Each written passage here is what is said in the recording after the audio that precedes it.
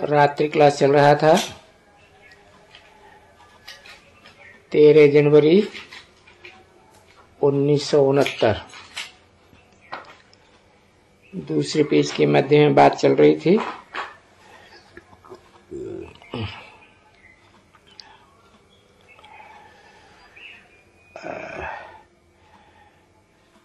जितना जो याद करेंगे उतना उनकी गति सदगति होगी, नहीं तो सजाएं खाएंगे, पदभ्रष्ट हो जाएगा। इसलिए ये एम ऑब्जेक्ट रखी हुई है।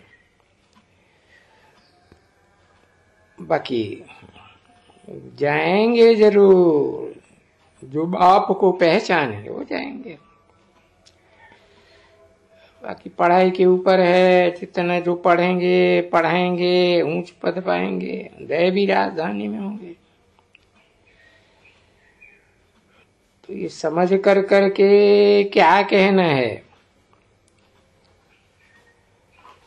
अलग को याद करो। अलफ कहा ही जाता है बाप को।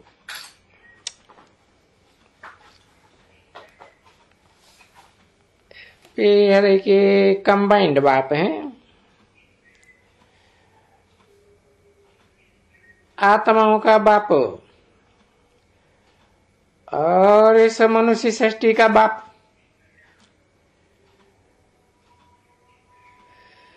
जो ज्ञान में आदि से लेकर अंत तक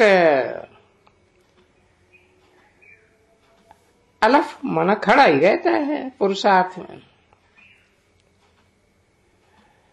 बाकी दूसरी आत्माएं सब क्रिएशन है। तो क्रिएशन से क्रिएशन को कभी भी भरोसा नहीं मिलता है। क्रिएशन को भरोसा मिलता है क्रिएटर से। बाप बीज है, अविनाशी है, तो बाप ही क्रिएटर है। जो बच्चे पैदा करते हैं, परंतु है हद का। और ये बाप फिर हैं बेहद के।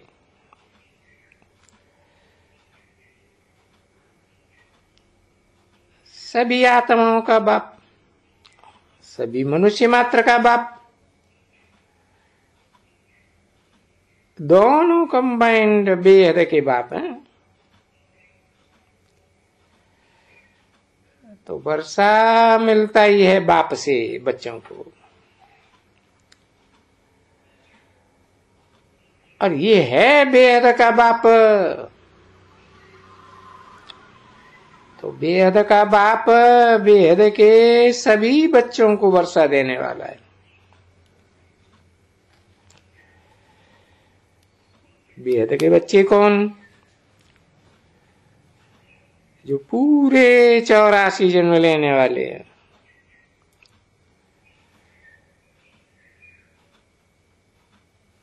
कोई कहेगा क्यों? तुम जब ही स्वर्ग में होंगे तो सदगति में होंगे। बाकी दुनिया में जो इतने करोड़ हैं वो सभी शरीर छोड़ करके आत्माएं अपने गति में पहुंचेंगे।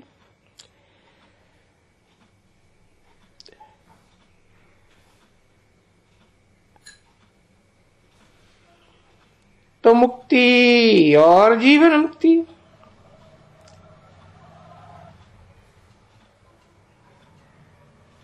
गति और सदगति,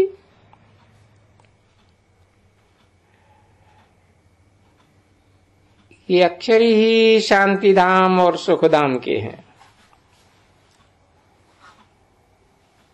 सदगति माना शरीर के साथ सदगति, जहां सुख ही मिलेगा, दुख नहीं मिलेगा। और गति माना शांति धाम।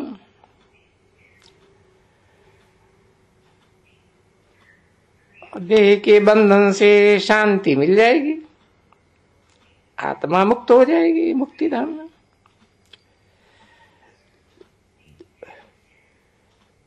तो याद ही ये करो, शांति धाम और सुख धाम, समझो ना। पहले है शांति धाम में,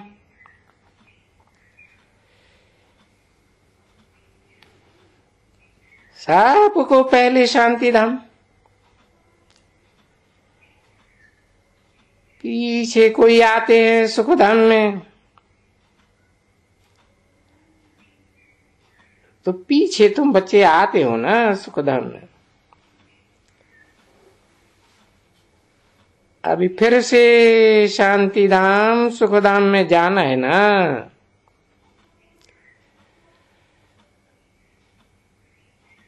तो फिर क्या याद करो? जहां जाना है वहां याद करो, बाप को याद करो और शांति धाम में याद करो।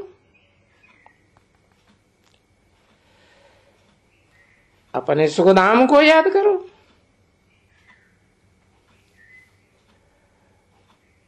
और सुखधाम के बाद फिर दुखधाम तो आने वाला ही है।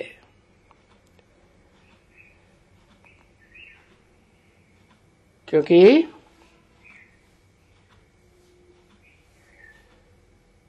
घर जाना है, बाप के घर जाना है, तो घर को याद करना है।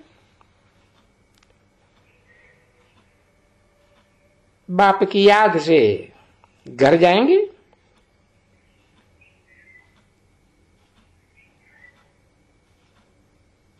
बाप की याद के सिवाय कभी भी कोई घर नहीं जा सकते।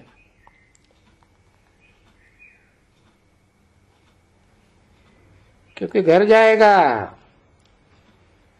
तो घर में पवित्र होकर के ही जाना है, वो तो पवित्र धाम है। तो जो आत्मा है अपवित्र तो नहीं जा सकती। दुख धाम में तो सब अपवित्र आत्मा ही होती है। दुख मिलता ही इसलिए है कि अपवित्र होती है। तो अपवित्र को शांति धाम नहीं जाना है, नहीं। तो एक है 22 इनकॉर्पोरियल वर्ल्ड, यानी आत्माओं की दुनिया।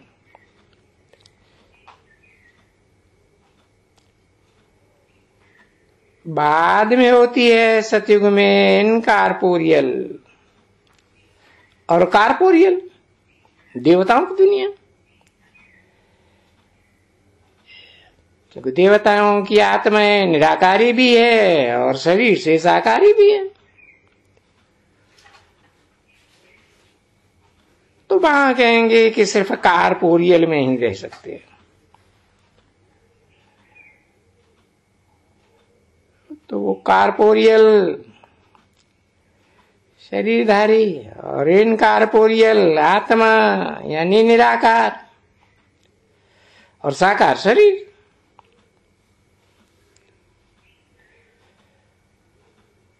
तो पीछे है ये सुखधाम, शांति धाम के बाद सुखधाम।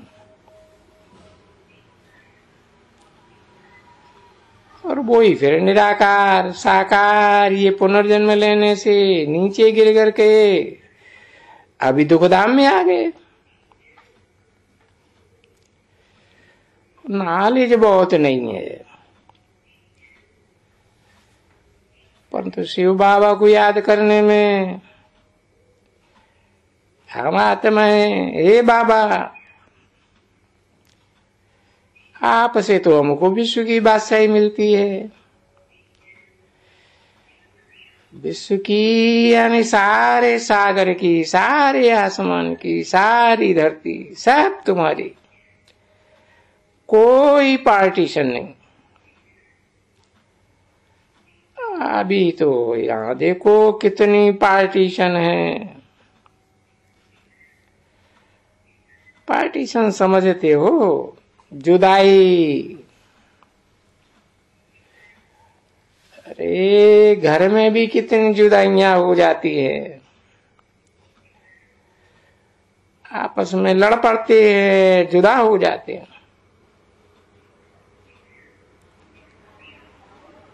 तो यहाँ कोई भी लड़ाई झगड़ा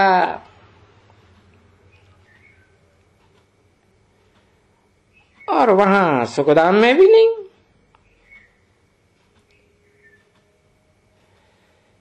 क्योंकि यहाँ दुखधाम में बनते हैं नास्तिक।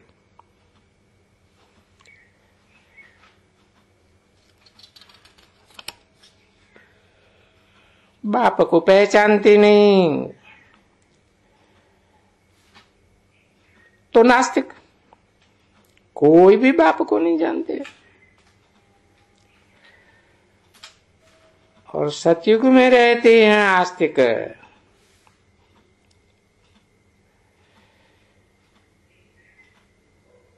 क्योंकि जो सतयुग का मालिक है वो आत्मा तो इस दुनिया में रहती है ना।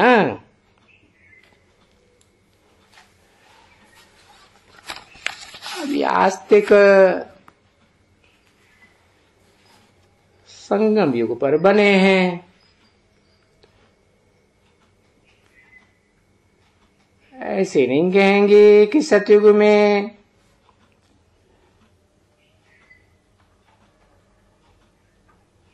नास्तिक नहीं है।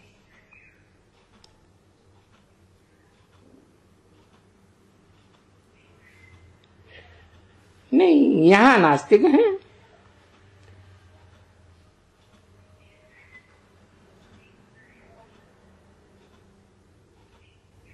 तेरह जनवरी 1969 की रात्रि क्लास का तीसरा पेज।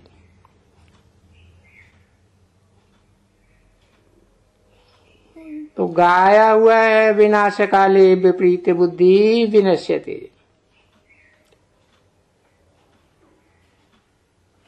सुना है ये अक्षर भला?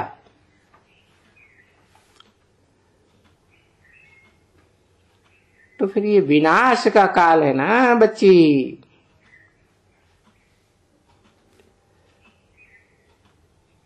क्योंकि यहां सब नास्तिक हैं।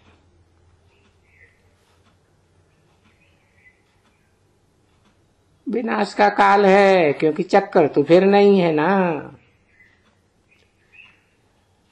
चक्कर फिरेगा तो सतयुग तो जरूर आना ही चाहिए।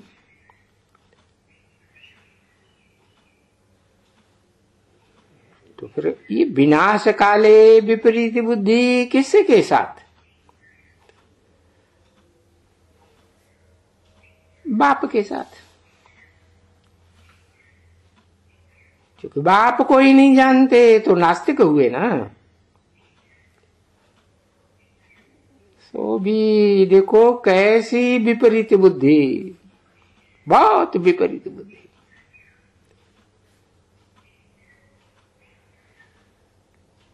कह देते हैं ना, गधे में परमात्मा, कुत्ते में, उल्लू में, पाजी में, पत्थर में, ठिक्कर में परमात्मा है ना बरोबर। इसको कहा जाता है बिल्कुल विपरीत बुद्धि।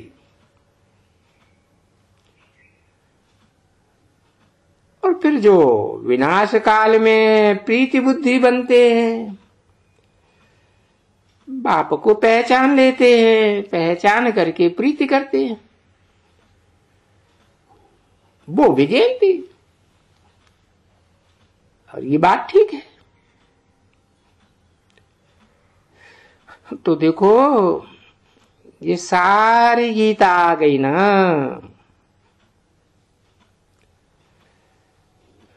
तो जितना याद करेंगे इतना सब पाप कटते जाएंगे। और पीछे जितना याद करेंगे इतना ऊंच पद मिलेगा। कम याद करेगा तो पाप सब कटेंगे ही नहीं, और सजा खाएंगे तो जितनी सजा खाएंगे उतना पद कम मिलेगा।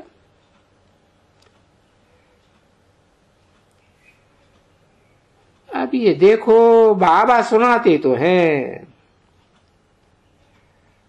परंतु पिछाड़ी जो माया है ना, रावण, वो घड़ी घड़ी भुलाए देते। इसका एक नाटक भी होता है कि भगवान अपनी तरफ खींचते हैं, माया अपनी तरफ खींचती है। क्योंकि आधा कल्प है रावण का राज्य, आधा कल्प है राम का राज्य।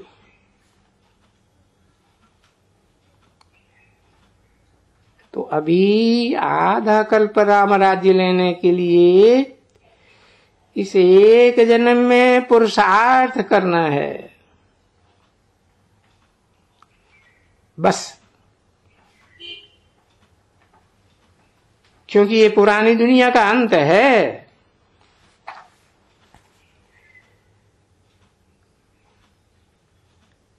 इस दुनिया को मृत्यु लोक कहते हैं, और जो नई दुनिया आने वाली है उनको अमर लोक कहते हैं।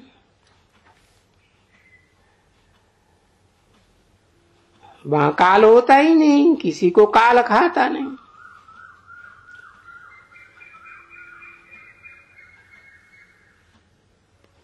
डर की कोई बात नहीं, स्वेच्छा से शरीर छोड़ते हैं। समझा ना बच्चे?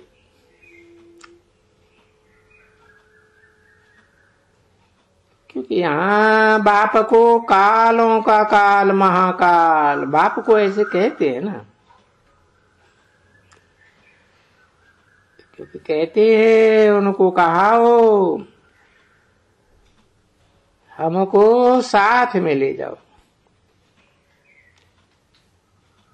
तो देखो काल ले जाते हैं ना, फिर सबको ले जाओ। बाकी थोड़ा बाकी बचेगा, क्योंकि बुद्धि से काम लेना है कि सतयुग में सिर्फ देवताएं होंगे और धर्म वाले थोड़े ही होंगे। सो भी देवताएं थोड़े होंगे।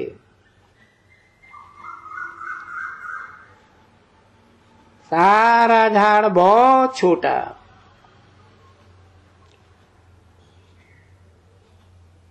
और अभी देखो कितना बड़ा मनुष्य सृष्टि का झाड़ है,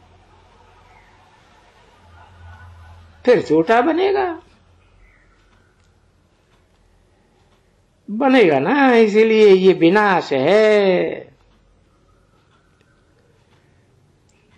तो क्या करें विनाश में?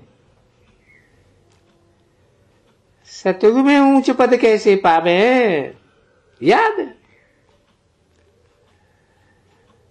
और कोई मेहनत नहीं देते हैं बाप।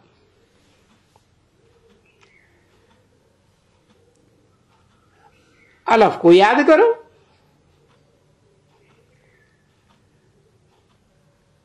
तो बादशाही तुम्हारी है।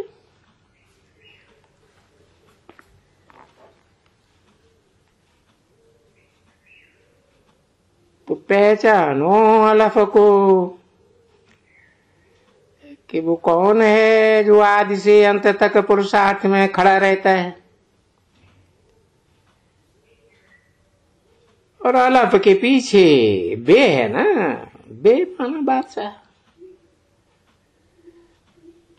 तो अलफ को याद करो, बाप को याद करो, तो वर्षा तुम्हारा है। और वो दुनिया में तो है हद का वर्षा, ये है बेहद का वर्षा, और ये है संगम युग जहां बेहद का वर्षा मिलता है।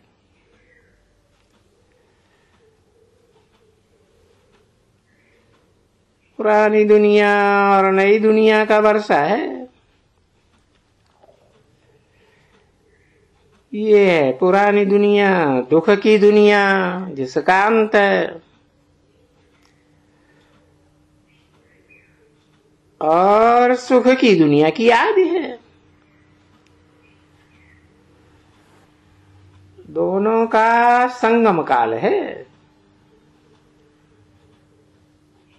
तो ये समझना सहज है ना,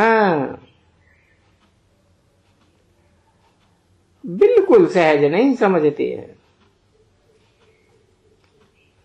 और समझने में कोई तकलीफ तो है ही नहीं। ये वो जो शास्त्र पढ़ना, ये करना, ये भक्ति मार्ग है सब। गंगा में स्नान करना, कुंभ में स्नान करना तो सभी जाते हैं, साधु भी जाते हैं, पापात्मा तो जाते ही हैं।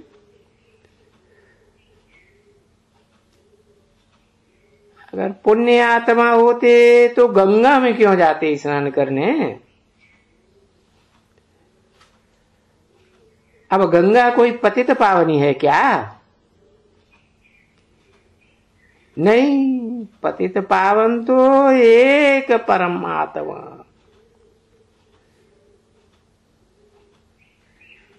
ये गंगा गंगा वो तो सदैव है ही है।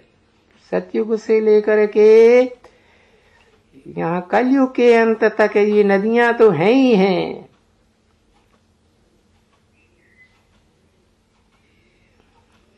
नदी का पानी पीते हो, करते हो, पीते हैं ना बच्चे। गंगा पतित पावनी हो सकती है। और बाबा का तो अनुभव है, गंगा पर तो बाबा बहुत दफा स्नान करने गया हुआ है। अच्छा,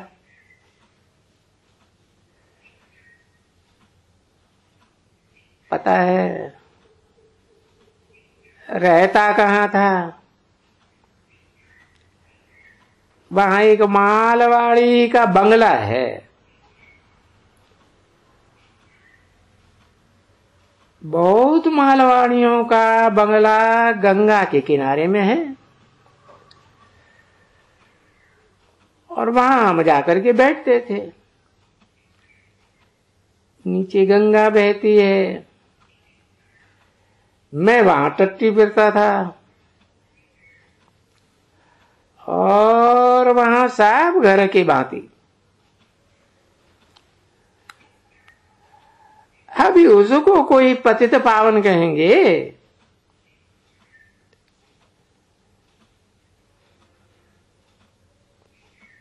कचड़ा सारा हरिद्वार का जाकर के गंगा में पड़ता, नहीं तो कहां जाएंगे? बरसात पड़ करके सारा कचड़ा गंद है। सारी बात मत पूछो, सब गंगा में जाकर के पड़ते थे। अभी वो गंगा को पतित पावनी कहेंगे? विचार करो। तीर्थ पर तो जाते ही होंगे जरूर।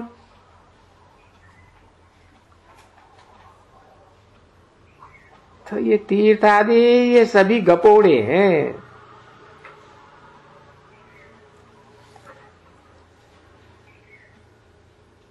तो ऐसे ऐसे गंदे काम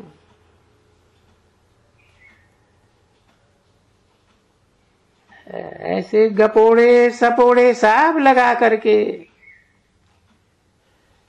देखो, अब दुनिया की ये हालत हो गई है, भारत की खास। नहीं तो भारत को कौन सुधारे? तो अभी चेंज होती है।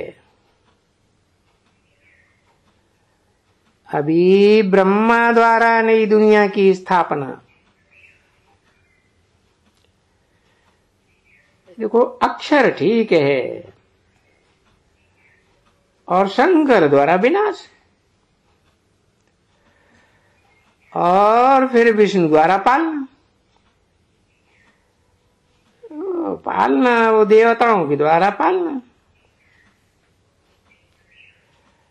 और जो असुर है वो सभी अभी विनाश हो जाएंगे। बाकी शंकर के लिए तो है नहीं कायदा कि शंकर कोई विनाश करते हैं। वो भक्ति मार्ग वालों ने अंधश्रद्धा पूर्वक है ये शंकर को ऐसे ही बना दिया है। नहीं तो शंकर तो देवता है ना। देवता तो सिर्फ सुखदाई को कहा जाता है।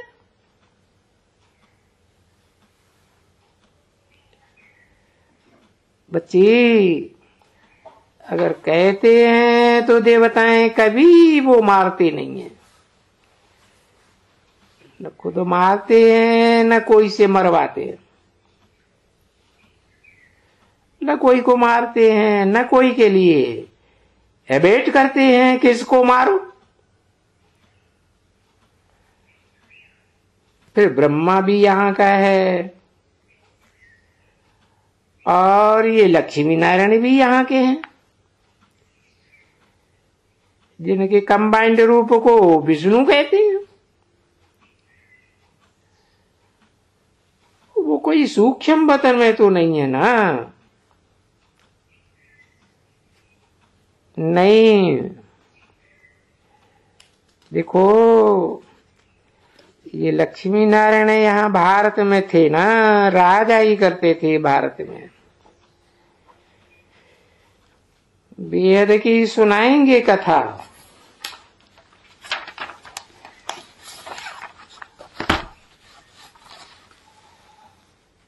हरो विष्णु की कथा और ब्रह्मा। 13 जनवरी 1969 की रात की क्लास का 4था पेज गाया जाता है ना, ब्रह्मा विष्णु और शंकर। इनकी ऑक्यूपेशन क्या है? इनको देवता कहा जा सकता है। विष्णु को देवता कह देते हैं। तो जो ब्रह्मा है, देखो ऊपर में ब्रह्मा बैठा है ना, बाबा।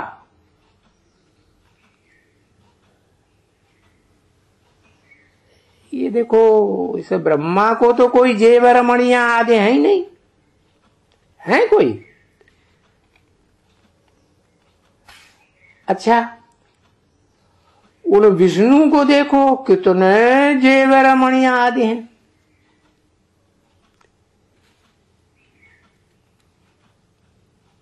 परंतु ये सूक्ष्म बतन के देवता हैं। जेवर और मणि सूक्ष्म बतन में कैसे आएंगे? वो तो यहां राज्य करते थे। देखो यहां है ना इनको जेवर। सूक्ष्म बतन में जेवर होते ही नहीं है, कुछ नहीं होते। सूक्ष्म बतन में न ब्रह्मा है, न विष्णु है, न शंकर है। ये तो यहां है ना। तो यहां इनकी मूर्तियां मिलती हैं। फिर वो वहां सूक्ष्म बतन में कहां से आया? जबकि ब्रह्मा प्रजापिता यहां है, प्रजा भी देखो यहां है। और सूक्ष्म बतन में प्रजा कहां से आई? सूक्ष्म बतन में कुछ भी नहीं है, फकत साक्षात्कार होता है। क्योंकि वो सूक्ष्म बतन है जरूर, परंतु साक्षात्कार मात्र, कुछ भी है नहीं। क्योंकि मूल स्थूल सूक्ष्म ये स्थूल है, और ये सूक्ष्म भी है मूल भी है। माने इसमें टाकी भी है, इस दुनिया में मूवी भी है और साइलेंस भी है। ठीक है ना? पहले पहले तुम साइलेंस, और जब सूक्ष्म वतन में होते हैं वहां मूवी है। ऐसे बात करते हैं तो वो मूवी आया था ना बाइस्कोप, तो यहाँ मूवी अभी जो बाइस्कोप है उसमें टैग करते हैं, गायन करते हैं, और फिर यहाँ स्थूल मनुष्य बात करते हैं। तो ये सभी इतनी बातें समझने की हैं, क्योंकि ये समझने के लिए पाठशाला है, गीता पाठशाला। यानी 5000 वर्ष के बाद आए मिले हैं इस गीता पाठशाला में, है ना? गाते हैं आत्मा परमात्मा अलग रहे बहुकाल। तो बहुकाल माना 5000 वर्ष, सबसे जास्ती। तो सबसे जास्ती तुम याद किया, क्योंकि पहले ही तुम आए हो यहां, और जुदा ही तुम हुए हो पहले। इसलिए कहते हैं 5000 वर्ष के बाद सिकील दे बच्चों। फिर कहते कौन है?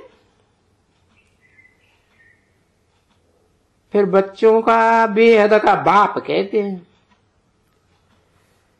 कि बाप कहते हैं बच्चों देह के संकल्प सभी छोड़ दो, और इन देह के बंधनों से सभी से मुक्त होकर बाप को याद करो।